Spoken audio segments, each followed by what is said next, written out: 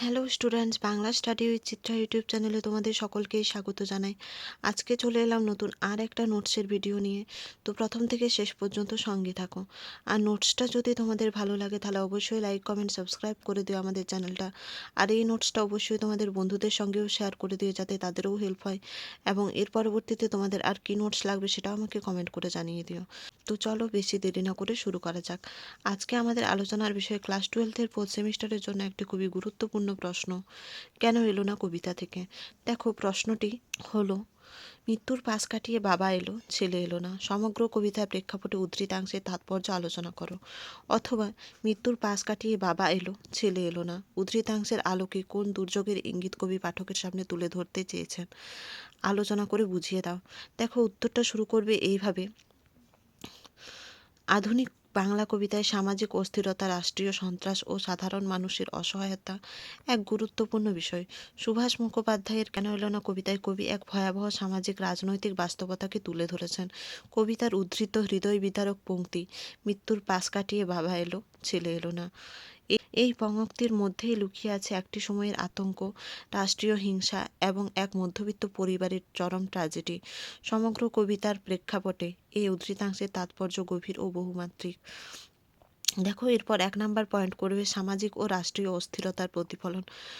উদ্ধৃতাংশটি এমন এক সময়ের ইঙ্গিত দেয় যখন সমাজে হঠাৎ সহিংসতা, দাঙ্গা, পুলিশি তৎপরতা ও সন্দেহের পরিবেশ তৈরি হয়। রাস্তায় ভিড়, কালো গাড়ি, বাজি ফাটার শব্দ সব মিলিয়ে এক অঘোষিত সন্ত্রাসের আবহ তৈরি করে। এই অস্থির পরিবেশে ছেলেটি ঘর থেকে বেরিয়ে যায় এবং আর ফিরে আসে না।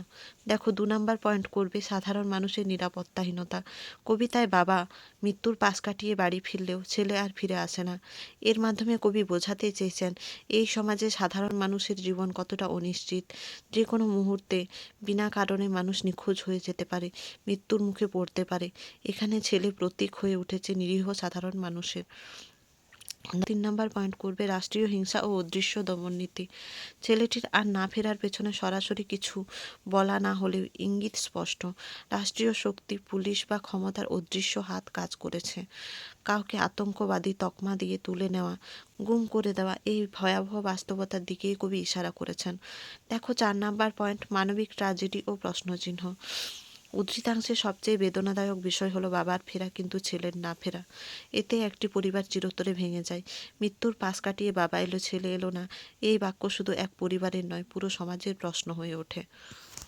নেক্সট উপসংহার। সুতরাং বলা যায় মৃত্যুর পাশ কাটিয়ে বাবা এলো, ছেলে এলো না, এই পঙ্ক্তিটির মাধ্যমে কবি এক ভয়ঙ্কর সামাজিক দুর্যোগের ইঙ্গিত দিয়েছেন।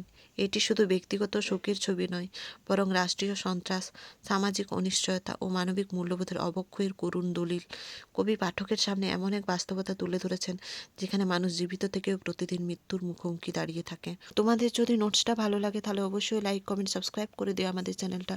আর এই নোটসটা অবশ্যই তোমাদের বন্ধুদের সঙ্গেও শেয়ার করে দিও যাতে তাদেরও হেল্প হয়। এবং এর পরবর্তীতে তোমাদের আর কি নোটস লাগবে সেটাও আমাকে কমেন্ট করে জানিয়ে দিও।